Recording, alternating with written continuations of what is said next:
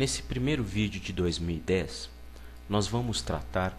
de um assunto delicadíssimo da história nacional, que são os chamados anos de chumbo, que compreendeu aproximadamente 21 anos da história política brasileira, de 1964 a 1985, chamado governo militar ou ditadura militar aqui no Brasil. Pois bem, é mais do que relevante trazer essa discussão para hoje, até em virtude dos fatos contemporâneos da nossa vida política.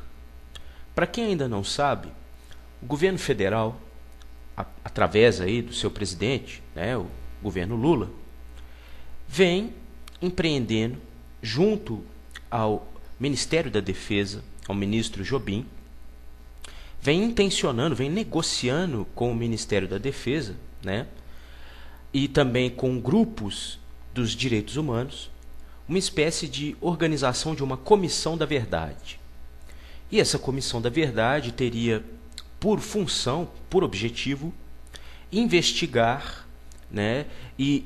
mostrar para a sociedade brasileira todos os crimes cometidos durante os 21 anos deste governo militar, destes governos militares, que fizeram a ditadura brasileira. E isso tem um interesse amplo da sociedade brasileira, porque,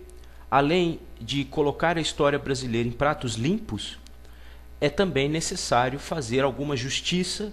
principalmente referente a várias famílias de pessoas que até hoje estão desaparecidas, obviamente foram mortas durante o regime, pessoas que participavam, muitas delas, de organizações de esquerda que combatiam o regime vigente e que, além de mortas, tiveram seus corpos, as suas ossadas, colocadas em algum lugar aí, e as famílias estão sem os corpos até hoje. Então existe uma luta social muito grande, em termos de grupos de direitos humanos, para recuperação, desses corpos, onde eles estão, principalmente no que tange ao ocorrido aqui na chamada Guerrilha do Araguaia, aqui no nosso centro-oeste, onde essa organização de esquerda, fazendo um trabalho junto a camponeses aqui no centro-oeste do Brasil, formando uma espécie de guerrilha ali, acabou sendo totalmente arrasada pelo exército brasileiro. As pessoas que ali estavam foram mortas e os corpos estão desaparecidos até hoje. Então, hoje isso é pauta do dia, faz parte da agenda política do Brasil. Há uma cisma, o exército brasileiro ele mantém uma resistência em voltar a discutir essas questões, porque ele tem medo de um certo revanchismo de parte do atual governo e da sociedade brasileira, porque colocaria as vias de fato, as mostras, da forma mais clara possível, todos os crimes cometidos pela ditadura, apesar que hoje, pela historiografia, pelo que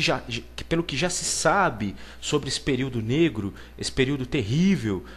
da história brasileira, uma verdadeira idade das trevas, tem até um livro do Jacob Gorender, que faz essa relação, esse período da ditadura como uma idade das trevas, Combate nas Trevas é o nome do livro dele, do historiador Jacob Gorender, brasileiro, e vai colocar às claras isso. Então, setores das Forças Armadas brasileiras ainda resistem um pouco a isso, vendo, vai levantar fantasmas aí desnecessariamente, vai criar um clima hostil ao exército brasileiro, mas o que nós sabemos é que, pela própria historiografia que está aí, é que realmente houve um abuso, houve uma violência sem tamanho, uma brutalidade absurda da parte do exército durante esses 20 anos em que ele governou o Brasil, e pessoas foram mortas, desaparecidas. A cultura brasileira, apesar de ter florescido, ela se manteve resistente nesses 20 e poucos anos, floresceu muito, mas nossos artistas e uma parte da nossa intelectualidade tiveram que abandonar o país rumo ao exílio em outros países, como no México, na Argélia, no Chile, em Cuba. Então, é um período de 20 e poucos anos, muito vivente ainda, né, nos dias atuais, e está na pauta do dia. Hoje ainda nós estamos... Porque se hoje a historiografia nacional ela já mostra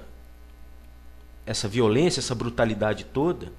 e essa incompetência desses governos militares, que jogou o Brasil num endividamento absurdo, só para começar, a nossa gigantesca dívida externa, ela se inicia com o governo JK ainda, né, sobre um regime democrático, que vai se aprofundar com as loucuras, né, produzidas pelos governos militares, como, por exemplo, o projeto nuclear brasileiro, ou a estrada rodovia transamazônica, e por aí vai, né? Então, esse primeiro vídeo, estou dando um apanhado geral da relevância de se rediscutir esses 21 anos da história política brasileira. Lembrando que os governos militares, eles foram em 64 com o general Castelo Branco, depois em 67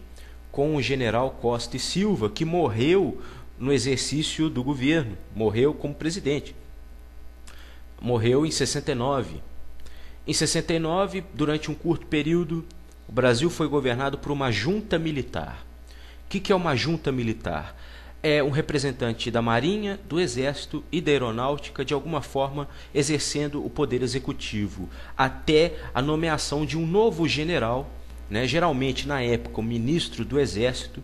né, como o novo presidente, e no caso em 69 foi o presidente Emílio Garrastazu Médici, que governou até 74. Em 74 entrou o general Ernesto Geisel e governou até 79. E em 79 governou o último dos generais, o general Figueiredo, que governou até 1985. E em 1985, através de um processo interno, né, sem a participação popular, apesar do movimento de direta já no início dos anos 80, onde a sociedade brasileira pedia a criação de novas eleições, um retorno à questão da democracia representativa em termos da eleição de novo presidente, essa passagem desse governo militar para um governo civil novamente foi feito internamente, ok? Foi feito dentro do bojo do poder,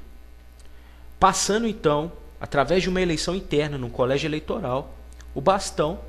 para o então candidato Tancredo Neves, que não assumiu o poder porque faleceu em abril de 85, ascendendo ao poder a figura de José Sarney, o primeiro governo civil depois desses 21 anos de governos militares. Nos próximos vídeos nós vamos tratar do golpe, de governo a governo e de várias questões que envolveram esse período da história brasileira. Até lá!